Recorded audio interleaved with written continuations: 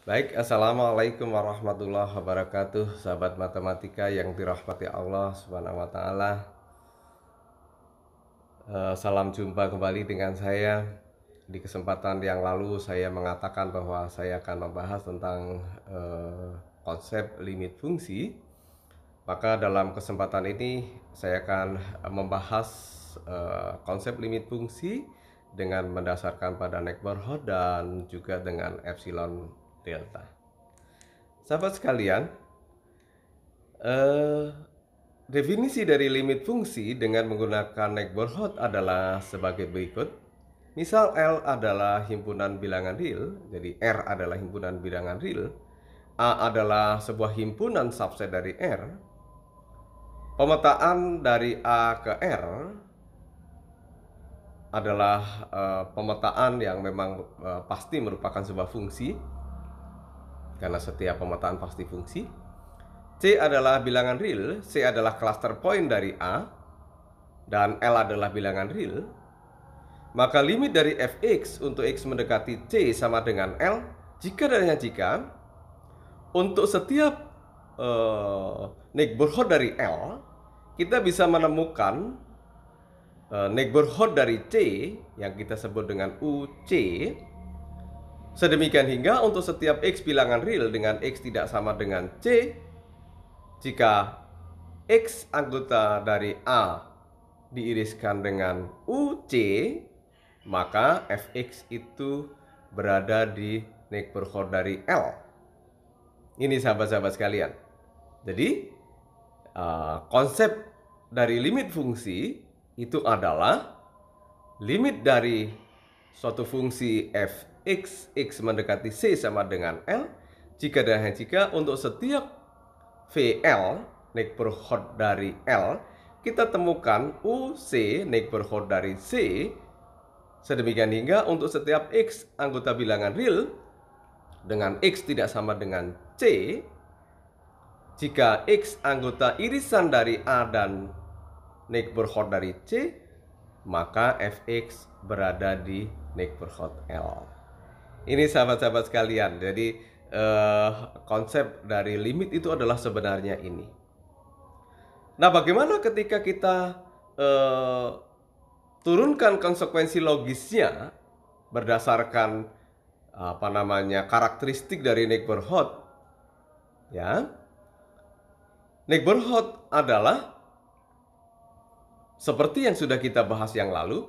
Ketika kita memiliki epsilon neighborhood, maka epsilon neighborhood adalah sebarang himpunan yang merupakan subset dari neighborhood. Ya. Jadi misalkan ada sebuah titik A memiliki neighborhood VA, maka epsilon neighborhood adalah subset dari neighborhood A.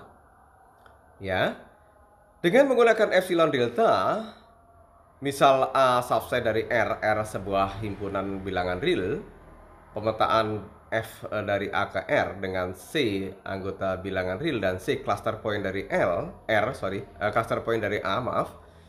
Jadi C adalah cluster point dari A dan L adalah anggota himpunan bilangan real. Ternyata konsekuensi logis dari definisi di atas adalah limit dari Fx mendekati C sama dengan L jika dan jika untuk setiap epsilon positif ada delta positif, sedemikian hingga untuk setiap X anggota A, X tidak sama dengan C, jika harga mutlak X min C itu kurang dari delta, tapi lebih dari 0, maka harga mutlak Fx min L itu kurang dari epsilon. Ya, ini karakteristik sekali ya, karakteristik dari sebuah konsep limit fungsi. Teoremanya seperti ini. Jelas ini adalah sesuatu yang operasional. Nah, bagaimana membuktikannya? Maka kita akan buktikan implikasi yang ke kanan dan implikasi yang ke kiri. Jadi ada dua kali. Sekarang implikasi yang ke kanan. Misal Fx sama dengan limit dari Fx untuk X mendekati C sama dengan L diberikan epsilon positif sebarang, maka epsilon neighborhood dari L itu sama dengan interval buka L min epsilon sampai dengan L plus epsilon. Pilih neighborhood dari C, U, yaitu UC adalah neighborhood dari C sedemikian hingga X tidak sama dengan C dan X anggota irisan dari A dan UC, maka fx berada di epsilon neighborhood dari L. Perhatikan bahwa harga mutlak dari fx min L itu adalah kurang dari epsilon. Kalau kita melihat dari fx anggota dari epsilon neighborhood L tadi, kita ingin ke sana ya. Karena UC adalah neighborhood dari C, maka ada delta positif sedemikian hingga C min delta dikurangi dengan interval buka C min delta sampai dengan C plus delta itu adalah merupakan subset dari neighborhood C. Karena X tidak sama dengan C dan X adalah sebuah C adalah sebuah cluster point ya dari A, X anggota A diiriskan dengan UC, itu digabung, salah tulis saya, diiriskan dengan UC, ini berarti bahwa harga mutlak X min C kurang dari delta, tapi lebih dari 0. Dari 1 dan 2 jelas bahwa ya, untuk setiap epsilon positif, maka ada delta positif sedemikian hingga untuk setiap X anggota A, maka berlakulah bahwa yang nomor 2, ya, X min C kurang dari delta harga mutlaknya, tapi lebih dari 0. Maka harga mutlak fx min L itu kurang dari epsilon. Ini sahabat-sahabat sekalian, berarti yang ke kanan sudah kita bisa tunjukkan itu sebuah pernyataan yang bernilai benar. Sekarang bagaimana yang ke kiri? Ketika diketahui antecedennya adalah atau hipotesisnya adalah untuk setiap epsilon positif ada delta positif sedemikian hingga untuk setiap X anggota A X tidak sama dengan C, dan jika harga mutlak X min C kurang dari delta tapi lebih dari 0, maka harga mutlak fx min L kurang dari epsilon. Karena harga mutlak fx min L kurang dari epsilon, berarti fx min L kurang dari epsilon lebih dari min epsilon. Dan ini akan sama dengan fx kurang dari L plus epsilon, tapi lebih dari L min epsilon. Ya. Dengan demikian, maka sahabat-sahabat sekalian, fx itu berada di interval buka L min epsilon sampai dengan L plus epsilon. Dengan demikian, maka fx ini adalah anggota epsilon neighborhood L. Sedangkan epsilon neighborhood L adalah subset dari neighborhood L. Ini adalah persamaan yang pertama. Kemudian karena ada delta positif sedemikian hingga untuk setiap X anggota A, X tidak sama dengan C, berlaku bahwa harga mutlak X min C kurang dari delta tapi lebih dari 0, maka X min C itu lebih dari min delta kurang dari delta. Dengan demikian, maka X itu kurang dari C plus delta, tapi lebih dari C min delta. Dengan demikian, maka X anggota delta neighborhood C, U, C delta. Jelas bahwa delta neighborhood C adalah subset dari neighborhood C. Dengan demikian, maka untuk setiap X anggota A, X tidak sama dengan C, dan X anggota neighborhood C, maka X anggota A diiriskan UC. Ini yang kedua. Dengan demikian, maka dari 1 dan 2 dapat kita simpulkan bahwa untuk setiap neighborhood L ada neighborhood C. Sedemikian hingga untuk setiap X anggota bilangan real dengan X tidak sama dengan C, jika X anggota irisan dari A dan neighborhood C, maka fx adalah berada di dalam neighborhood L.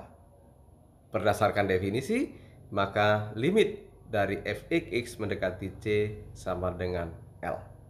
Dengan demikian, maka implikasi yang ke kiri pun terbukti benar. Jadi, teorema tentang limit dengan menggunakan epsilon delta terbukti benar, sahabat-sahabat sekalian. Bagaimana contohnya? Contohnya adalah misal kita diminta untuk buktikan bahwa limit dari 2x min 1 untuk x mendekati 3 sama dengan 5. Buktinya adalah diberikan epsilon positif sebarang. Jadi kita menggunakan teorema karena biar operasional. Kita akan pilih delta positif sedemikian hingga untuk setiap x anggota bilangan real dengan x tidak sama dengan 3. Maka jika harga mutlak x min 3 kurang dari delta dan lebih dari 0, maka harga mutlak 2x min 1 dikurang 5 itu kurang dari epsilon. Perhatikan bahwa harga mutlak 2x min 1 dikurang 5 itu sama dengan harga mutlak 2x min 6. Dan ini akan sama dengan harga mutlak 2 dikalikan dengan x min 3. Dengan demikian maka kita peroleh ini adalah 2 dikalikan harga mutlak x min 3. Sekarang kita pilih saja, berarti kita bisa pilih delta itu adalah epsilon per 2, lebih dari 0. Dengan demikian maka harga mutlak x min 3 itu kurang dari delta yang besarnya sama dengan epsilon per 2, tapi lebih dari 0. Maka harga mutlak 2x min 1 dikurang 5 itu sama dengan 2 dikalikan harga mutlak x min 3. Sedangkan harga mutlak x min 3 tadi kurang dari epsilon per 2. Berarti ini sama dengan 2 dikalikan epsilon per 2. Dan ini sama dengan epsilon. Maka dapat kita simpulkan bahwa karena diberikan epsilon positif sebarang, berarti untuk setiap epsilon positif kita dapat pilih atau kita dapat temukan delta sama dengan epsilon per 2 positif. Sedemikian hingga untuk setiap x bilangan real x tidak sama dengan 3, jika harga mutlak x min 3 kurang dari epsilon kurang dari delta tapi lebih dari 0, maka harga mutlak 2x min 1 dikurang 5 kurang dari epsilon. Berdasarkan teorema, maka limit dari 2x min 1 untuk x mendekati 3 sama dengan 5 adalah terbukti benar. Contoh yang kedua, sahabat sekalian. Bagaimana kalau misalkan kita diminta untuk menunjukkan bahwa limit dari x kuadrat x mendekati 5 sama dengan 25? Jika diberikan epsilon positif sebarang, kita pilih delta sama dengan 1 misal gitu ya. Kita pilih dulu delta sama dengan 1. Maka harga mutlak x min 5 kurang dari 1. Ya. Maka harga mutlak x dikurang harga mutlak 5 itu kurang dari harga mutlak x min 5 kurang dari atau sama dengan harga mutlak x min 5 itu kurang dari 1. Ini berdasarkan teorema atau ketaksamaan segitiga ya. Jadi teorema tentang ketaksamaan segitiga. Dengan demikian maka kita peroleh bahwa harga mutlak x min harga mutlak 5 itu kurang dari 1. Maka harga mutlak x itu kurang dari 5 ditambah 1. Ya, karena harga mutlak 5 adalah 5 juga. Itu sama dengan 6. Itu yang pertama. Yang kedua, harga mutlak x min 5 kurang dari harga mutlak x plus 5. Dan ini kurang dari harga mutlak dari 5 ditambah 1 ditambah harga mutlak 5. Berarti sama dengan 11. Maka harga mutlak x ditambah 5 kurang dari 11.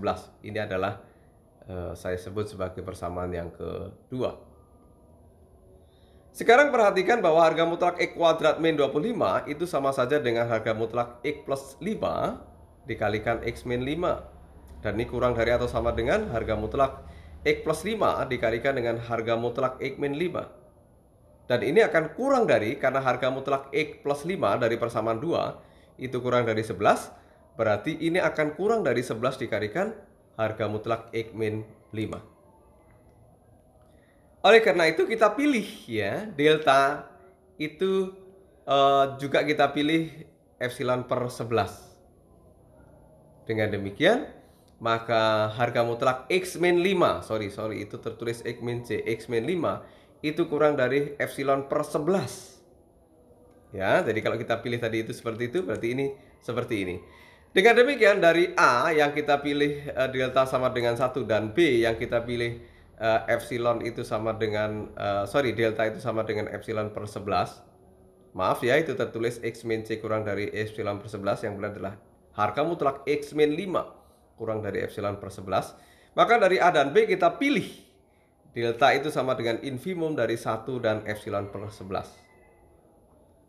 Oleh karena itu, jika harga mutlak X min 5 kurang dari delta tapi lebih dari 0, maka harga mutlak X kuadrat min 25 itu sama saja dengan harga mutlak X plus 5 dikalikan harga mutlak X min 5. Dan ini kurang dari harga mutlak X plus 5 dikalikan harga mutlak X min 5. Ini kurang dari 11 dikalikan epsilon plus 11. Dan ini sama dengan epsilon. Dengan demikian, karena kita berikan epsilon sebarang, ya, maka dapat kita simpulkan bahwa untuk setiap epsilon positif, kita temukan delta positif sedemikian hingga untuk setiap bilangan real X dengan X tidak sama dengan 5. Jika harga mutlak X min 5 kurang dari delta tapi lebih dari 0, maka harga mutlak X kuadrat min 25 kurang dari epsilon. Berdasarkan teorema, maka limit dari X kuadrat untuk X mendekati 5 sama dengan 25 terbukti benar. Nah, ini sahabat-sahabat sekalian. Saya akan berikan satu contoh lagi, ya.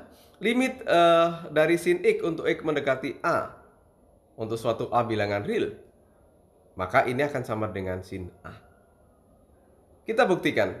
Ingat bahwa sin X1 dikurang sin X2 itu sama dengan 2 sin X1 min sin X2 dibagi 2 dikalikan cos X1 plus X2 dibagi 2 dengan X1, X2 bilangan real tertentu.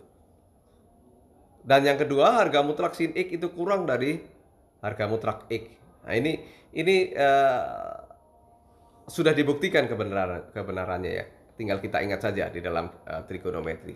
Harga mutlak dari cos X kurang dari atau sama dengan 1 untuk setiap X bilangan real. Dengan menggunakan yang saya minta untuk diingat tadi, maka kita dapat tunjukkan bahwa limit ini benar. Misal diberikan epsilon positif sebarang dan bilangan real A.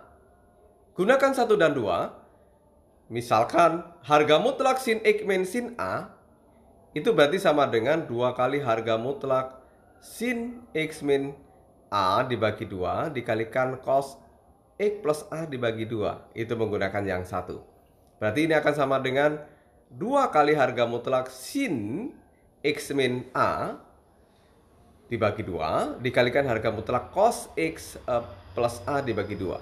Dengan menggunakan yang kedua, harga mutlak sin X kurang dari atau sama dengan harga mutlak X dan harga mutlak cos X kurang dari 1, kurang dari atau sama dengan 1, maka yang terakhir tadi akan kurang dari atau sama dengan 2 harga mutlak X min A dibagi 2 dikalikan 1. Dan ini akan sama dengan harga mutlak X min A. Oleh karena itu sahabat-sahabat sekalian, kita pilih delta positif dengan delta kurang dari epsilon. Berarti untuk setiap X bilangan real dengan X tidak sama dengan A, jika harga mutlak X min A kurang dari delta tapi lebih dari 0, itu harga mutlak X min A ya, itu kurang satu garis itu. Maka harga mutlak sin X min sin A itu kurang dari harga mutlak X min A, itu kurang dari delta dan kurang dari epsilon. Maka harga mutlak sin X min sin A berarti kurang dari epsilon. Dengan demikian, maka karena diberikan epsilon sebarang, maka dapat kita simpulkan untuk setiap epsilon positif sebarang, kita bisa menemukan delta positif, ya, dan delta itu kurang dari epsilon. Sedemikian hingga untuk setiap X bilangan real dengan X tidak sama dengan A, ya, jika harga mutlak X min A kurang dari delta tapi lebih dari 0, maka harga mutlak sin X min sin A kurang dari epsilon. Dan berdasarkan teorema, maka dapat kita simpulkan limit dari sin X mendekati A itu sama dengan sin A. Dan ini terbukti benar. Demikian sahabat-sahabat sekalian, saya ucapkan selamat belajar, sukses selalu, dan mohon maaf apabila ada yang tak berkenan. Dan silahkan subscribe jika belum, komen, dan mohon di-share kepada sahabat-sahabat yang lainnya. Billahi taufiq wal hidayah. Assalamualaikum warahmatullahi wabarakatuh.